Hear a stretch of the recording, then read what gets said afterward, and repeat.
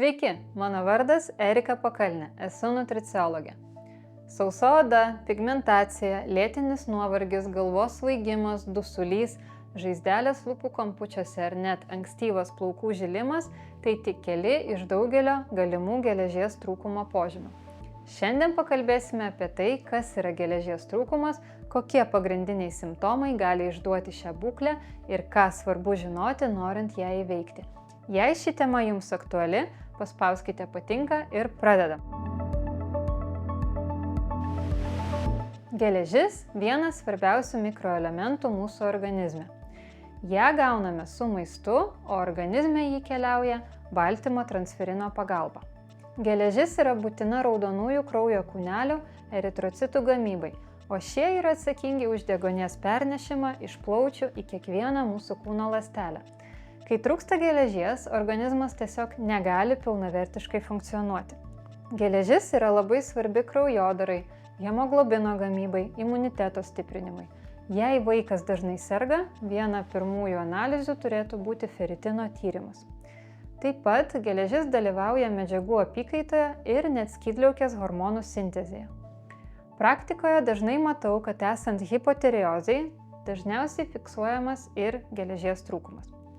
Geležis dalyvauja daugiau nei 70 fermentų veikloje, susijusioje su ląstelių kvėpavimu. Ji taip pat yra būtina raumenų funkcijai. Be pakankamo geležies kiekio raumenys negali tinkamai susitraukti ir dirbti. Jei sportuodami jaučiatės silpnai, imate dusti, svaigsta galva ar širdis plaka smarkiau nei įprastai, tai gali būti aiškus signalas apie geležies trūkumą. Tokiu atveju labai svarbu pasitikrinti feritino lygį.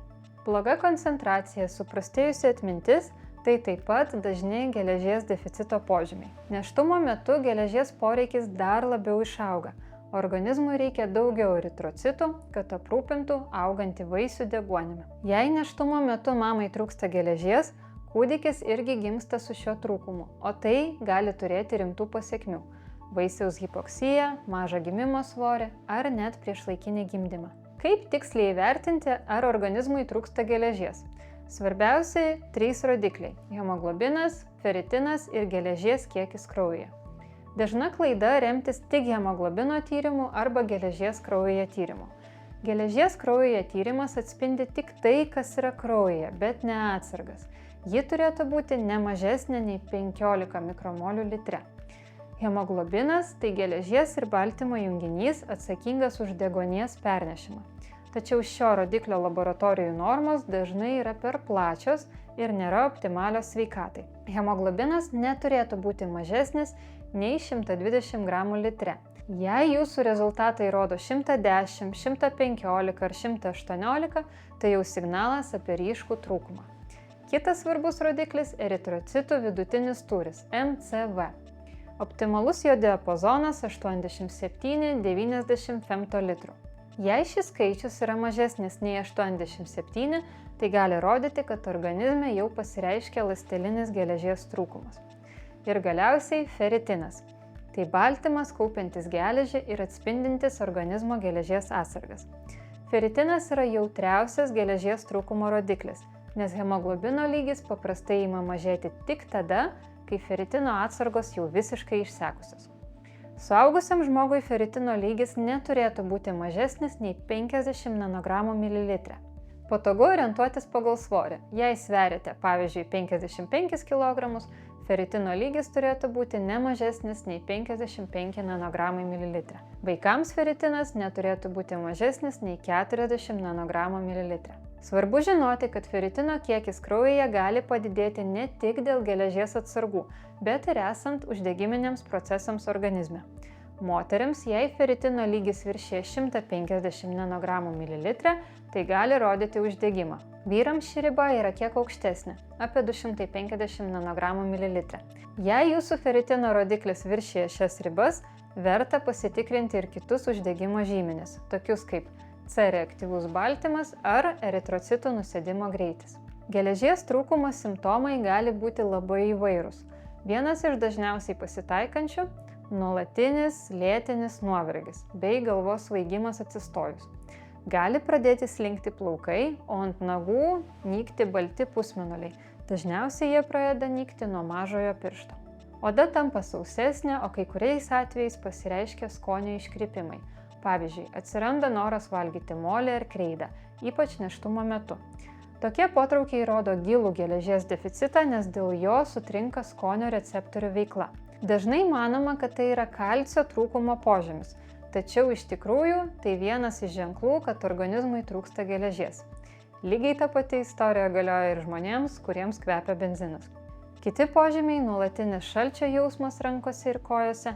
Tai gali būti susiję tiek su geležies deficitu, tiek su skydliaukės hormonų disbalansu, kuris irgi glaudžiai susijęs su geležies kiekiu organizme. Kokios yra geležies deficito pasekmės? Nusilpęs imunitetas, organizmo atsparumo sumažėjimas, menstruacijų ciklo sutrikimai, tiek gausios mėnesinės, tiek jų išnykimas, amenorėja. Ilgainiui gali padidėti ir insulto ar infarkto rizika, nes organizmas negauna pakankamai deguonies, ypač smegenys ir kiti gyvybiškai svarbus audiniai. Geležies trūkumo priežasčių gali būti daug, bet keletą jų verta išskirti kaip pačias dažniausias. Visų pirma, menstruacijos, ypač gausios. Įdomu tai, kad kai organizme pradeda mažėti geležies atsargos, menstruacijos gali būti dar gausesnės. Tai tarsi organizmo pagalbos šauksmas. O kai geležies trūkumas atstatomas, menstruacijų ciklas dažnai natūraliai normalizuojasi. Taip pat kitas kraujavimas, pavyzdžiui, kraujo donorystė, skrandžio ar žarnyno opos, lėtinės žarnyno ligos, tokios kaip opinis kolitas ar Krono liga, taip pat parazitai. Nereikėtų pamiršti ir Helicobacter pylori bakterijos, ji taip pat labai mėgsta geležį ir gali prisidėti prie trūkumo. Dar viena svarbi priežastis – netinkama mityba. Jei racione trūksta hemo geležies šaltinių, pavyzdžiui, mėsos ar subproduktų, organizmui gali būti sunku užtikrinti reikiamą kiekį. Labai svarbus ir skrandžio rūgštingumas. Druskos rūgštis būtina tam, kad geležis būtų tinkamai pasisavinama. Sumažėjęs rūgštingumas, pavyzdžiui, dėl tam tikrų vaistų ar sutrikusios virškinimo funkcijos, gali gerokai apsunkinti šį procesą. Taip pat negalima pamiršti kofaktorių, tai tam tikri vitaminai ir mineralai, be kurių geležis negali būti tinkamai panaudojama organizme. Ypač svarbus B grupės vitaminai B12 ir folio rūgštis, vitaminas C, vitaminas E bei mikroelementai – varis, magnis ir cinkas. Be jų geležis tiesiog neįsijungia į reikalingus procesus organizme. Geležis yra tiek gyvūninės, tiek augalinės kilmės produktuose, tačiau jų įsisavinimas organizme labai skiriasi. Geriausiai pasisavinama vadinamoji hemogeležis. Jos organizmas įsisavina net 30–40%. Hemogeležies šaltiniai yra tik gyvūninės kilmės – mėsa, subproduktai, kiaušinio trinys, austrės. Tuo tarpu augalinės kilmės produktuose, grūduose, ankštinėse kultūrose, riešutuose bei sėklose randama ne hemogeležis. Jos organizmas pasisavina kur kas mažiau, vos 50%. Geležies pasisavinimą gali reikšmingai trikdyti tam tikri produktai. Vieni pagrindinių – gėrimai, kuriuose yra taninų ir kofeino, tokie kaip kava ar arbata. Jų reikėtų vengti valgant ar ypač tada, kai gydotės nuo geležies trūkumo. Taip pat pieno produktai gali mažinti geležies įsisavinimą, nes skatina jos pasišalinimą iš organizmo. Jei geležies trūkumas yra labai gilus ir reikia vartoti papildus, svarbu tai daryti teisingai. Geležis visada turėtų būti vartojama kartu su kofaktoriais, ypač vitaminu C, kad pagerėtų jos įsisavinimas.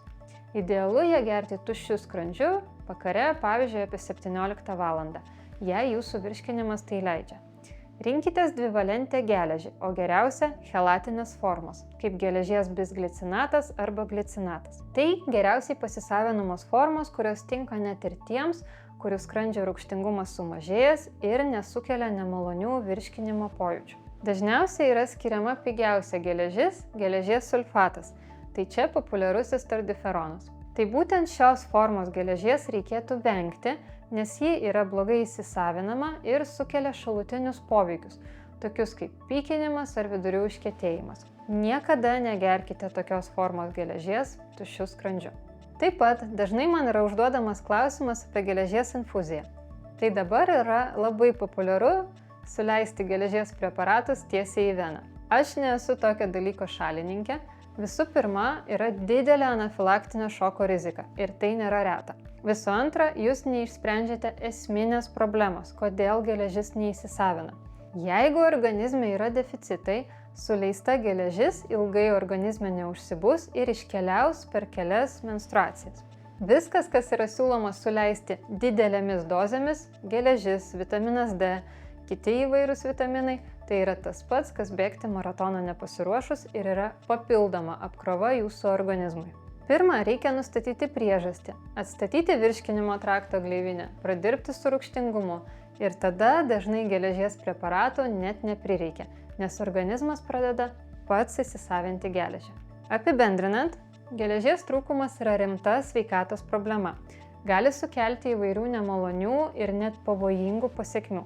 Jei trūkumas nedidelis, verta pirmiausia pasirūpinti tinkamų skrandžio rūgštingumu, baltymų pasisavinimu ir kokybiškų hemogeležies šaltinių įtraukimu į mitybą. O jei geležies deficitas ryškus, svarbu pasirinkti gerai pasisavinamus ir organizmui tinkamus papildus.